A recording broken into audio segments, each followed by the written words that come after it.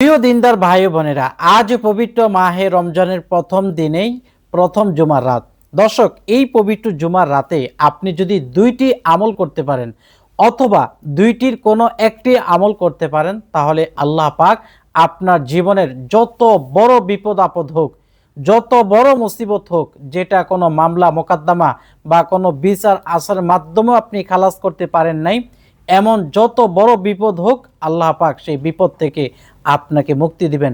2 নম্বর হলো, আল্লাহ তাআলা আপনার জীবনের যত গুনাহ আছে সমস্ত গুনাহখাতাগুলো মাফ করে মাসুম বাচ্চার মতো নিষ্পাপ করে দিবেন। সুবহানাল্লাহ। 3 নম্বর হলো, আপনি অথবা আপনার ঘরের কেউ যদি অসুস্থ থাকেন, তাহলে সে অসুস্থ ব্যক্তির উদ্দেশ্যে যদি আপনি এই আমলটি করেন, তাহলে অবশ্যই আপনার সে অসুস্থতা থেকে খুব অচিরেই আরোগ্য লাভ করবেন ইনশাআল্লাহ। দর্শক, এই দুইটি আমল খুব মনোযোগ সহকারে শুনতে হবে। কেউ যদি পুরো ভিডিওটি না শুনে কোনো রকম আমল করেন বা ভুল আমল করেন, সেটার জন্য আমি দায়ী নয়। আপনি শুরু থেকে শেষ পর্যন্ত ভিডিও না টেনে সঠিক নিয়ম কানুনগুলো জেনে আপনি যদি আমলটি আজ এই পবিত্র মাহে রমজানের প্রথম রোজা রেখে সন্ধ্যার পরপরেই, আজকে বৃহস্পতিবার সন্ধ্যার পরপরেই শুক্রবারের রাত শুরু হয়ে যাবে, জুমার রাত শুরু হয়ে যাবে। আর এই জুমার রাতে যদি আপনি আমলটি করতে পারেন, আল্লাহ পাকের নিকট দোয়া করতে পারেন, আল্লাহ পাক আপনার সেই আমলগুলো কবুল করবেন এবং আপনার যে তিনটি লাভ, সে তিনটি লাভ আপনার কাজে আসবে। এক হলো আপনার সমস্ত গুনাহ মাফ হবে, 2 হলো আল্লাহ পাক আপনার যত বিপদ আপদ আছে দূর করে দিবেন, 3 নম্বর হলো অসুস্থ ব্যক্তিকে শিফা দান করবেন। সুবহানাল্লাহি ওয়া বিহামদিহি সুবহানাল্লাহিল আযীম।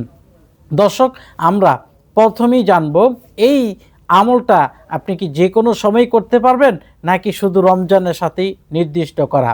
এই আমলটি আপনি যে কোনো দিন, যে কোনো মাস, যে কোনো বৎসর, যে কোনো ঘন্টায় করতে পারবেন, কোনো সমস্যা নেই। তবে পবিত্র মাহে রমজানের আলাদা, পবিত্র মাহে রমজানের কথাটাই একটু ভিন্ন। কারণ নবী করিম সাল্লাল্লাহু আলাইহি ওয়াসাল্লাম বলছেন, পবিত্র মাহে রমজানে যদি কেউ মাত্র একটি নফল কাজ করে, তাহলে সেটা সব হবে ফরজের সমান। সুবহানাল্লাহ। কেউ যদি একটি ফরজ করে, একটি ফরজ আমল করে, তাহলে তার একটা ফরজ আমলে 70টা ফরজ আমলের সমান সব হবে। সুবহানাল্লাহ। কেউ যদি একবার দোয়া করে, তার সেই দোয়াটা 70 গুণ বাড়ায় দেওয়া হবে। সুবহানাল্লাহ। সুতরাং এই কঠিন আমলের যেই আমি প্রস্তাব দিলাম আপনাদেরকে, এই আমলটি যদি আজকে আপনারা করেন, তাহলে 70 দিন বা 70 বারের আমলের সমান হবে। সুবহানাল্লাহ। এটাই হলো পবিত্র মাহে রমজানের কারিশমা।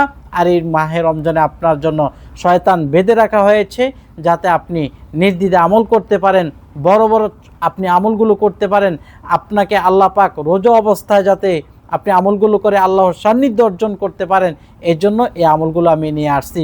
রোজাদারদের মুখে দুর্গন্ধ আল্লাহ পাকের নিকট মেশক আম্বরের চেয়েও পবিত্র। আপনি যদি এই রোজাদারের এই দুর্গন্ধের মুখ দিয়ে, যেটা আল্লাহর কাছে সবচেয়ে বেশি প্রিয়, এই জবান দিয়ে যদি আপনি আমলগুলো করেন, আমলগুলো কবুল হবে। বিভিন্ন দিকে তাকিয়ে এই আমলগুলো খুবই গুরুত্বপূর্ণ, সুতরাং আপনারা আমলগুলো করবেন। তো চলেন আমরা যে আমলটি করব, পবিত্র জুমার রাত শুরু হয় মাগরিবের পর থেকে। মাগরিবের পর থেকে নিয়ে আপনি সুবহে সাদিকের পূর্ব পর্যন্ত এটা রাত থাকে। এই রাতে আপনি তাহাজ্জুদের সময় আমলটি করতে পারেন, এশারের পরেও করতে পারেন, মাগরিবের পরেও করতে পারেন। যেহেতু আমরা পবিত্র মাহে রমজানে সেহরি খাই, তাহাজ্জুদের সময় সবসময় সবাই উঠি, এই জন্য আমরা তাহাজ্জুদের সময় করার চেষ্টা করব। যদি না পারি, তাহলে এশারের নামাজ আদায় করে, তারাবির নামাজ আদায় করে, বিতির আদায় করে আমলগুলো করে নিব। রমজানে যদি সেহরির সময় করেন, তাহলে কয়েক প্রকার দিক থেকে লাভ। এক হলো, রমজানের শেষ অর্থাৎ শেষ রাত্রিতে চতুর্থ আসমানে এসে আল্লাহ পাক ডাকতে থাকেন, এ আমার বান্দারা, কে আছো আমার কাছে চাইবে ক্ষমা প্রার্থনা, আমি তাকে ক্ষমা করে দিব। আল্লাহ রাব্বুল আলামিন শেষ রাত্রিতে চতুর্থ আসমানে এসে ডাকতে থাকেন, এই রমজান মাসে কে আছো আমার কাছে ঋণগ্রস্ত হয়ে আমার কাছে প্রার্থনা করবে, আমি আল্লাহ পাক তার ঋণ পরিশোধ করে দিব। সুবহানাল্লাহ। এই মাহে রমজানে আল্লাহ রাব্বুল আলামিনের নিকট সবচাইতে উত্তম প্রিয় সময় হলো তাহাজ্জুদের সময়। এই জন্য আপনি তাহাজ্জুদের সময় আমলটি করবেন। আগে যদি পারেন তাহাজ্জুদের নামাজ পড়ে নেবেন, তবে অন্ততপক্ষে নিম্নে আধা ঘন্টা সময় হাতে নিয়ে নিতে হবে। এই আমলটি করতে আপনার আধা ঘন্টা সময় লাগবে। কয় ঘন্টা? আধা ঘন্টা সময়। যদি আধা ঘন্টা সময় হাতে না নিতে পারেন বা আপনার ধারণা হয় যে আমি এই সময়টা নিতে পারবো না, তাহলে এশার পরই করবেন। যাই হোক, এটা আপনার সময় নিলেন। নেওয়ার পরে আপনি প্রথমে 2 রাকাত নফল নামাজ আদায় করবেন।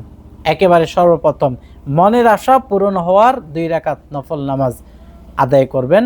কিভাবে নিয়ত করবেন? আমি আমার মনের আশা পূরণ হওয়ার জন্য 2 রাকাত নফল নামাজ আদায় করে দিয়েছি, আল্লাহু আকবার।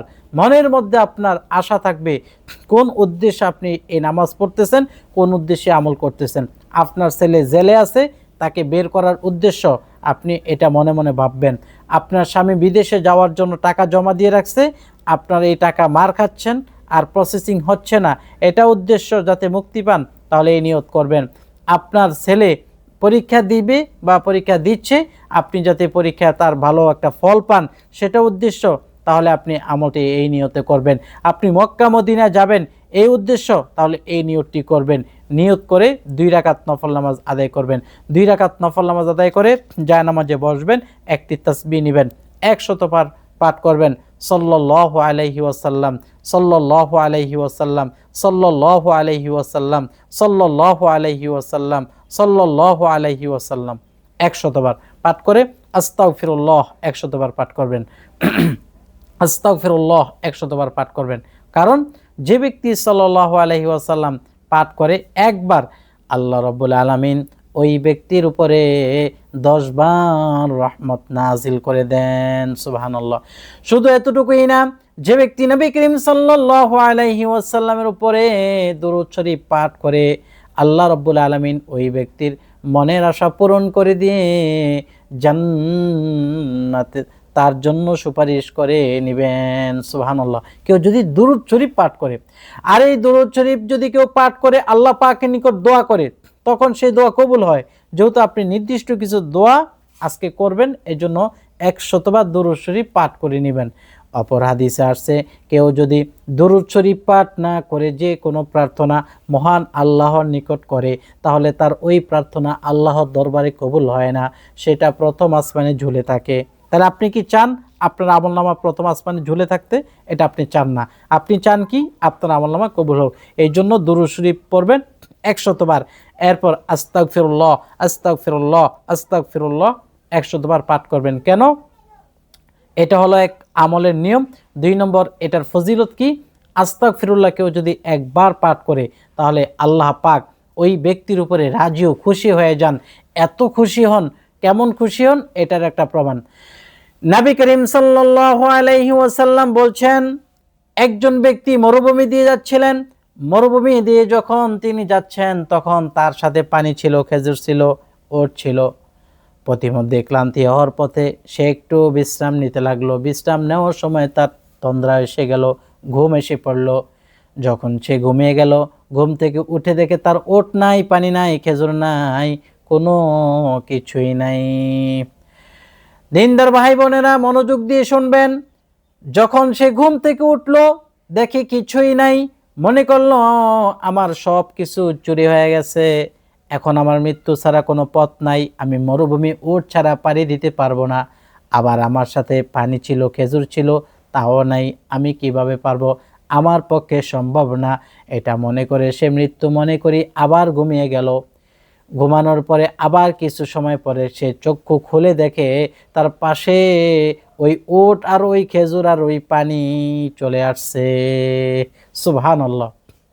আল্লাহ রাব্বুল আলামিন উপমা দিয়েছেন, নবী করিম সাল্লাল্লাহু আলাইহি সাল্লাম উপমা দিয়েছেন, এই ব্যক্তি ওট, পানি, খেজুর হারিয়ে যতটা খুশি হয়েছে, এটা পাওয়ার পরে ঠিক আল্লাহ রাব্বুল আলামিন একজন বান্দার উপরে এই পরিমাণ খুশি হন, বান্দা যখন আল্লাহ পাকের নিকট তওবা পড়ে, ইস্তিগফার পড়ে। সবাই কমেন্টে লিখুন সুবহানাল্লাহ, আলহামদুলিল্লাহ, আল্লাহু আকবার, আল্লাহু আকবার। আপনি যখন এই আমলটি করবেন, অর্থাৎ সাল্লাল্লাহু আলাইহি ওয়াসাল্লাম 100 বার পাঠ করে আস্তাগফিরুল্লাহ 100 বার পাঠ করবেন। এরপরে 3 নম্বর আমল হলো লা হাওলা ওয়ালা কুওয়াতা ইল্লা বিল্লাহ 499 বার। লা হাওলা ওয়ালা কুওয়াতা ইল্লা বিল্লাহ 499 বার, 500 বার পুরাতে আর মাত্র একবার বাকি।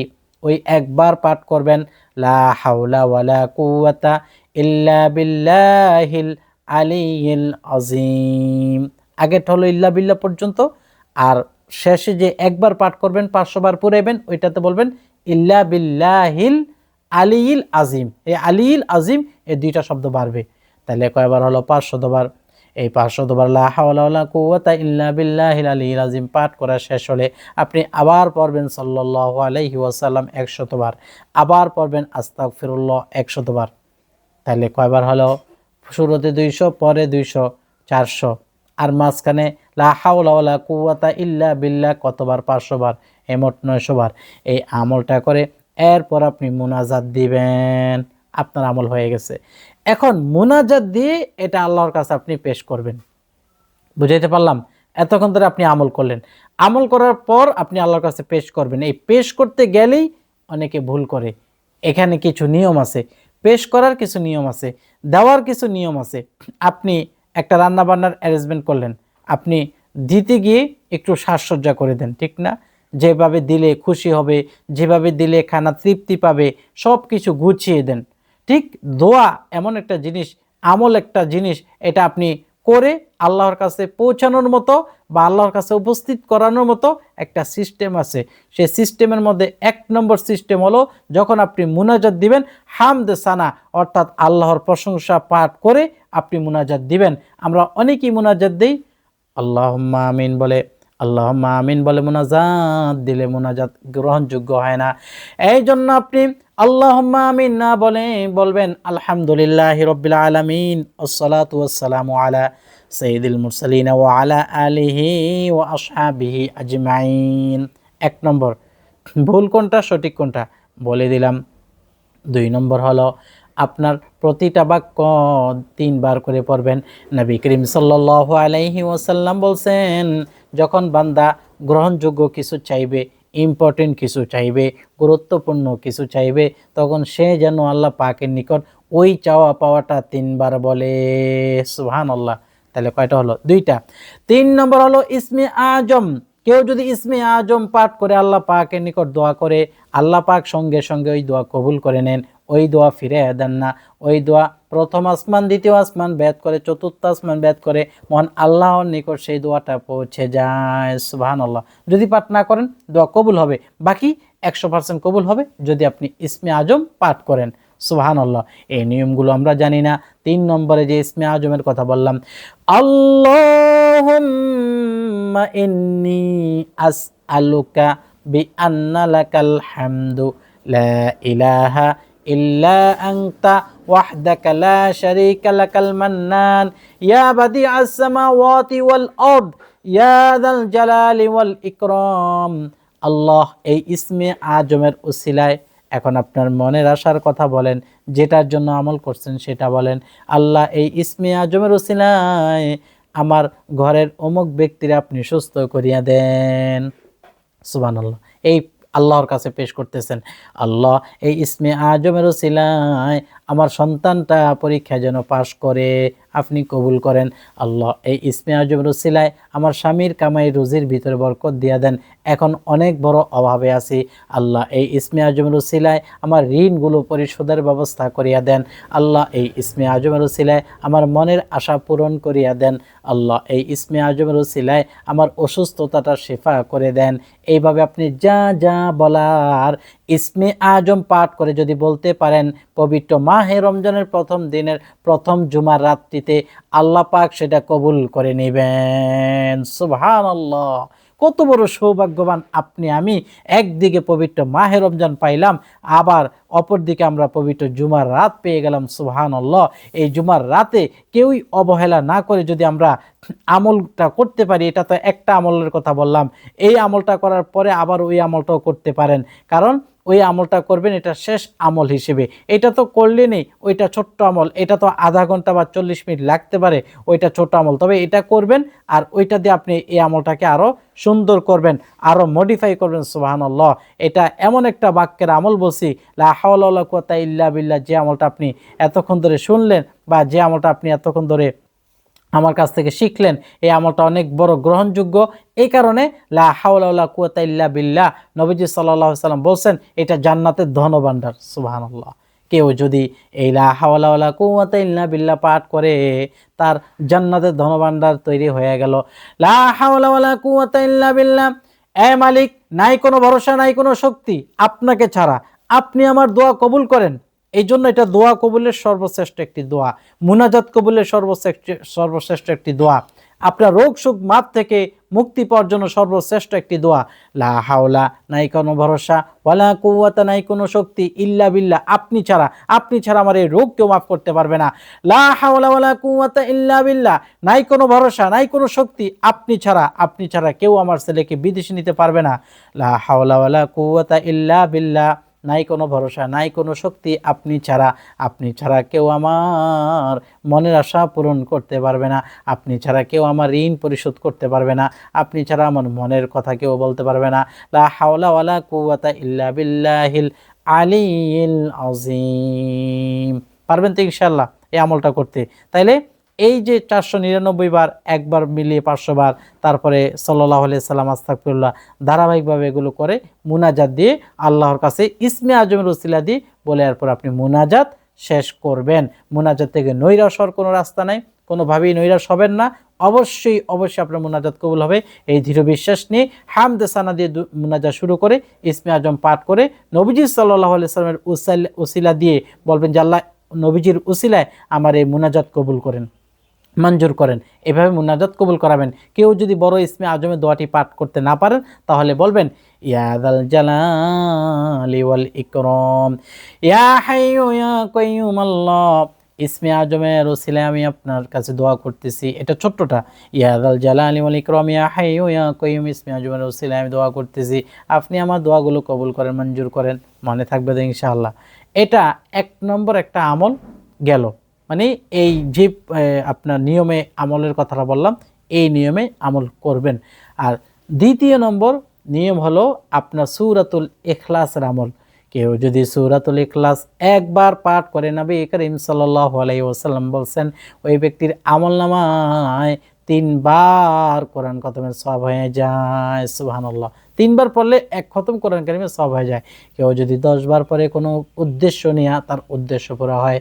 তাহলে যে কোনো উদ্দেশ্য নিয়ে 10 বার সূরাতুল ইখলাস পাঠ করবেন, আপনার দোয়া কবুল হবে। যে কোনো উদ্দেশ্য নিয়ে আপনি 10 বার সূরাতুল ইখলাস পাঠ করে মুনাজ্জাত দিয়ে কান্নাকাটি করবেন, চাইবেন আল্লাহ পাকের নিকট থেকে আপনি সেটাই পাবেন। মনে রাখবেন, প্রথম রমজান আর এই প্রথম জুমা, সামনের আগামী বছরে পান কিনা এটা নিশ্চয়তা নাই, এটা গ্যারান্টি নেই। আপনার মতো কত ব্যক্তি গত রমজানে ছিল, গত রমজান পুরো 30টা পাইছে, গত রমজানে পুরো 4টা শুক্রবার পাইছে, এই রমজান পায় নাই।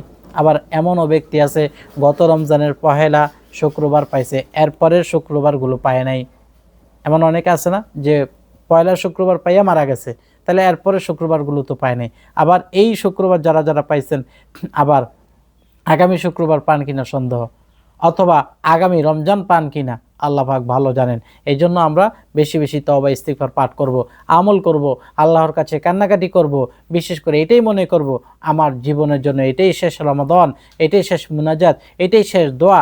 আল্লাহ আপনি আমাকে মাফ করেন, আল্লাহ আমি নগণ্য বান্দা, নগণ্য আপনার গোলাম, আপনি আমাকে ক্ষমা করেন, আপনি আমাকে ধুয়ে মুছে পরিষ্কার করে দেন, আমার দিল পরিষ্কার করে দেন, আমার অন্তর সাফ করে দেন, আমার ফ্যামিলি সুন্দর করে দেন, আমার পরিবার সুন্দর করে দেন, আমার মনের আশা পূরণ করেন, আমার মক্কা মদিনা জিয়ারত নসিব করেন, নবীজি জিয়ারত নসিব করেন, মক্কা মদিনা আবার মৃত্যু দান করেন, জান্নাতুল বাকিতে সহায় দেন। এইভাবে আল্লাহ পাক আমাদেরকে আমলগুলো করবার তৌফিক দান করুক।